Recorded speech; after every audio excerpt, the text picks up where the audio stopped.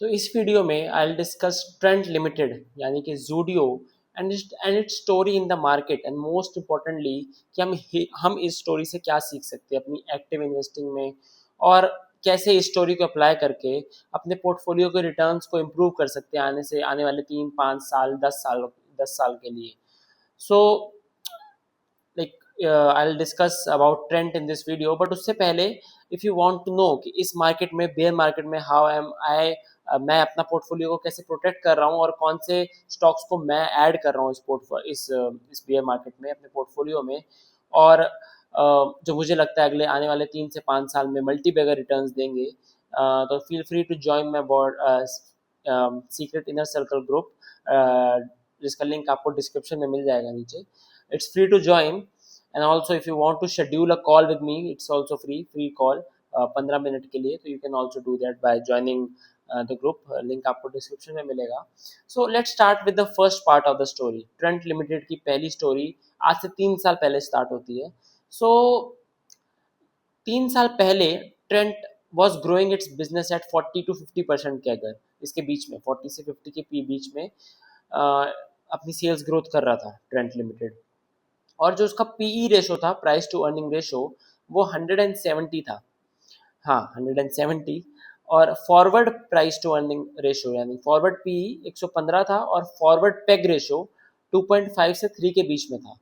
ठीक है, तो फॉरवर्ड पेग रेशो मैंने बोला है आपको, फॉरवर्ड पीई मैंने आपको बोला 115 और फॉरवर्ड पेग 2.5 से 3। तो उस टाइम मेजॉरिटी ऑफ इन्वेस्टर्स को ये डील बहुत अच्छी लग रही थी, क्योंकि 45% का ग्रोथ इंजन, अगर आपको पेग रेशो 4 के अराउंड, मतलब फॉरवर्ड पेग रेशो 2.5 to 3 के बीच में, लेकिन जो पेग रेशो था वो 4 के बीच में, 4 का, ऑलमोस्ट 4 का। सो 45% का ग्रोथ इंजन 4 के पेग रेशो पे मिल रहा था। इसके बाद ट्रेंट की मैनेजमेंट ने H2 ऑफ फाइनेंशियल ईयर 25 यानी कि लास्ट फाइनेंशियल ईयर जो था उसके H2 मतलब सेकेंड हाफ में ग्रोथ गाइडेंस डिक्रीज कर दिया था, और उन्होंने FY26 का ग्रोथ गाइडेंस अराउंड 20% दिया था। तो उसके बाद इसके फंडामेंटल्स और वैल्यूएशन चेंज हो गए थे। ठीक है, तो स्टॉक में डी रेटिंग आई, स्टॉक में करेक्शन आने लगी, और जो ट्रेंट का स्टॉक 8,000 के प्राइस पर था वो आज 4,000 के लेवल्स पर है। तो एक बार ना let's discuss the valuations current time पे, कि करंट टाइम पे क्या वैल्यूएशंस है, क्या फंडामेंटल्स है ट्रेंड के, उसके बाद मैं आगे बात करता हूँ। तो बिजनेस का ग्रोथ रेट है 18 से 20%, पीई रेशो है 83, फॉरवर्ड पीई रेशो है 70, और जो फॉरवर्ड पेग रेशो है वो 3.5। तो उस टाइम फॉरवर्ड पेग रेशो था 2.5 और आज है 3.5।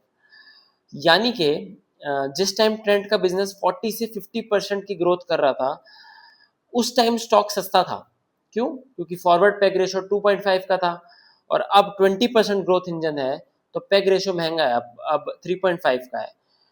इसका मतलब जूडियो का स्टॉक 50% करेक्ट होने के बाद 8,000 से 4,000 आ गया है, पर अभी भी महंगा है, अभी भी ओवर वैल्यूड है, इतने बेयर मार्केट में भी।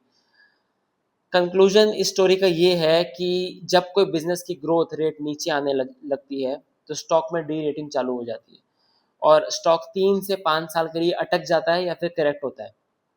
और यही सेम स्टोरी हमने HDFC बैंक में भी तो देखी है, रिलैक्सो में भी देखी है, और बहुत बहुत स्टॉक सूला में देखी है, हमने, और ट्रेंड में भी हम देख रहे हैं।